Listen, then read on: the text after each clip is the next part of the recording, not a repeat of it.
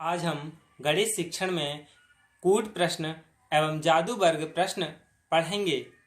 यानी कूट प्रश्न क्या हैं और इनसे गणित शिक्षण में कितना रुचिपूर्ण बनता है। कूट प्रश्न यानी प्राचीन समय से प्रसिद्ध रहे हैं। कूट प्रश्न एक पेचीदा प्रश्न है जो सही उत्तर देने के लिए कुछ चुनौतीपूर्ण चिंतन की अपेक्षा रखता है। यह अनुमान लगाने या खोजे जाने के लिए छिपे समाधान हल से युक्त एक समस्या हो सकती है। प्रारंभ में लोग कूट प्रश्नों को गंभीरता से लेते थे। अगर वे इन कूट प्रश्नों को हल करने में असमर्थ रहते थे तो वे इसे अपना अपमान समझते थे। गणित शिक्षण में मनोरंजन के लिए खेल के रूप में कूट प्रश्नों का आज भी उपयोग हो सकता है और इस प्रकार के कूट प्रश्नों से छात्रों को गंभीर चिंतन एवं मनन के लिए प्रेरित किया जा सकता है और खेल खेल में उन्हें गणित का व्यावहारिक ज्ञान कराया जा सकता है। कूट प्रश्न 3 प्रकार के होते हैं। सबसे पहला है अंकात्मक कूट प्रश्न। अंकात्मक कूट प्रश्न यानी इसमें ये कूट प्रश्न एक विशिष्ट प्रकार का है जिसमें विभिन्न अंकों का उपयोग करके कूट प्रश्न तैयार किए जाते हैं। छात्र उन अंकों के आधार पर प्रश्न या समस्या का हल खोजते हैं। जैसे हम उदाहरण रूप में समझ सकते हैं 15 + 20 यानी कितना है 15 + 20 बराबर 17 प्लस कितना आएगा। तो यहाँ 15 और 20 कितने होते हैं 35 यानी 35 होते हैं। तो इसी के बराबर 35 इधर होने चाहिए 17 है। तो 35 लाने के लिए कितने और जोड़ें। तो 17 में यदि हम 18 जोड़ दें तो कितने हो जाएंगे 35 हो जाएंगे। तो यहाँ x की जगह कितना आएगा, इसका उत्तर 18 आएगा। ऐसे ही इधर 41 माइनस यहाँ क्वेश्चन मार्क लगा है। यहाँ 14 + 11 14 और 11 कितने होते हैं 25 होते हैं। और 25 लाने के लिए 41 में से कितने घटाएं जो कि दूसरे पक्ष में भी इधर 25 आ जाएं। तो 41 में से यदि 16 घटा दें 41 में से यदि 16 घटा दें तो कितने आ जाएंगे 25। तो इसकी जगह कितना आ जाएगा 25 उत्तर आएगा और इसकी जगह कितना आया था 18 आया था। इसी तरह से दूसरा पढ़ लेते हैं कथनात्मक शाब्दिक कूट प्रश्न यानी कथनात्मक स्टेटमेंट। इसमें इस प्रकार के कूट प्रश्नों के कथनों शब्दों का उपयोग करके प्रश्न बनाए जाते हैं जिनमें गूढ़ अर्थ छिपा रहता है। छात्र उस अर्थ को खोजकर कूट प्रश्नों को हल करते हैं। तो इसके लिए हम करते हैं कैसे होंगे, एग्जाम्पल तौर पर समझ लें। जब अजय की बहन का जन्म हुआ था तब उसकी माँ 21 वर्ष की थी। यानी जब अजय का जन्म हुआ था तब उसकी माँ कितने वर्ष की थी 21 वर्ष की थी। उसके पिता माँ से 8 वर्ष बड़े थे। यानी पत्नी से पिता कितने थे 8 वर्ष बड़े थे। यदि अजय की वर्तमान आयु 17 वर्ष है तथा उसकी बहन उससे 3 वर्ष बड़ी है तो अजय के पिता की वर्तमान आयु क्या है। इस तरह के कथनात्मक शाब्दिक प्रश्न किए जाते हैं जिनका उत्तर बताया जाता है। तो यह क्या है बहुत इंटरेस्टेड है। जैसे इसने पूछा कि उसकी बहन उससे 3 वर्ष बड़ी है, किससे अजय से। 17 और 3 कितने हो गए 20 वर्ष की क्या हो गई उसकी बहन हो गई। और जब बहन का जन्म हुआ था तब उसकी माँ 21 वर्ष की थी।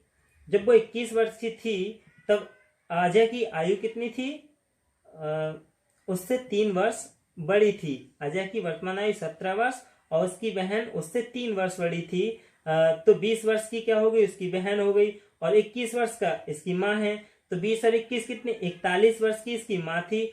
और इनके पिता की वर्तमान आयु पूछ रहा है तो पिता की माँ से कितनी बड़ी थी 8 वर्ष बड़ी थी। तो 8 और 41 कितने हो गए 49। तो पिता की वर्तमान आयु कितनी हो गई 49 वर्ष हो गई। तो इस तरह से इन प्रश्नों को मौखिक रूप से हल किया जाता है और इंटरेस्टेड भी लगते हैं। इसी प्रकार तीसरा प्रकार है इसका चित्रात्मक कूट प्रश्न। चित्रात्मक कूट प्रश्न यानी चित्रों से युक्त कूट प्रश्नों को चित्रात्मक कूट प्रश्न कहा जाता है। एक चित्रात्मक कूट प्रश्न यानी रिवर्स में संख्याएं, संकेत, अक्षर एवं चित्रकारी भी हो सकती है, जिसके अर्थ को खोजकर छात्र कूट प्रश्नों के उत्तर हल करते हैं या उत्तर देते हैं। अब हम इन प्रश्नों के लिए करेंगे। अब इन चित्रात्मक प्रश्नों को कैसे हल किया जाता है, जैसे पहला एग्जाम्पल देख लें। x के स्थान पर कौन सी संख्या है, यानी इस तरह से दे रखे हैं और यहाँ x के स्थान पर हमें संख्या याद करनी है कि कैसे आएगी। तो यहाँ यह है 19, 8, 16 और यहाँ कितने 912। तो इसी तरह से सोचकर हमें आगे भी चलना है। इसमें दे रखा 21, 7, 14, यहाँ कितने 882, 24, 6, 12। तो यहाँ कितना होगा, यानी x का मान कितना होगा। इस तरह के कैसे होते हैं, चित्रात्मक प्रश्न होते हैं। यहाँ x का मान कितना होगा 864।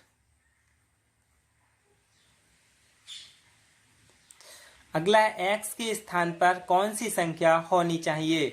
तो इसे कैसे करेंगे, 6, 4, 3। तो ये x दे रखा है, इसकी जगह कैसा मान आएगा, यानी 3 है, 3 3 9, 4 है, 4 चौक 16, 6 है तो 6 का वर्ग 36 और यहाँ 64 किसका वर्ग आएगा, 8 का वर्ग आएगा। तो x का मान कितना हो जाएगा, x बराबर 8।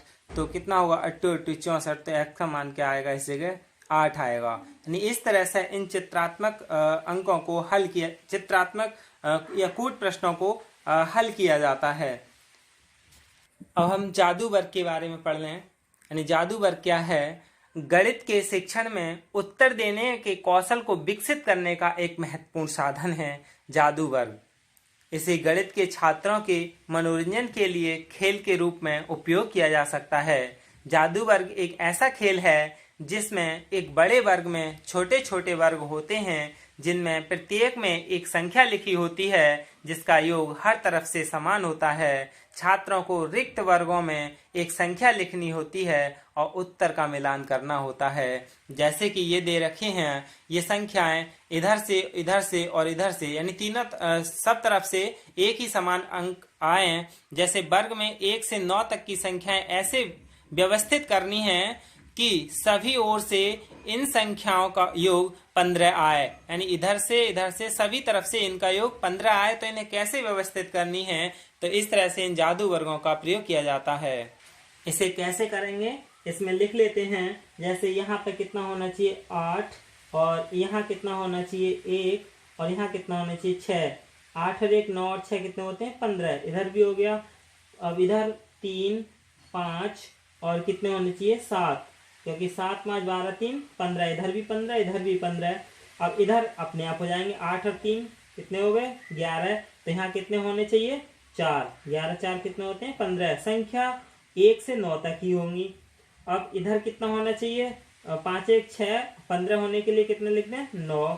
अब इसमें कितने होने चाहिए 2, यानी इधर भी क्या है 15 हो गई योग, इधर भी 15 और इसका भी योग कितना आएगा 15। ऐसे भी करेंगे तब भी इसका योग 15 और इसका भी योग 15, इसका भी योग 15। यानी इस तरह के जादू वर्ग का इसमें प्रयोग किया जाता है। जैसे दूसरा एग्जाम्पल हम देख लें। ये कितने दे रखे हैं 56 12 44 और यहाँ 78 30 48। तो 65 और x, यानी इस x का मान कितना होगा, तो कैसे निकालेंगे, ये बहुत सिंपल है।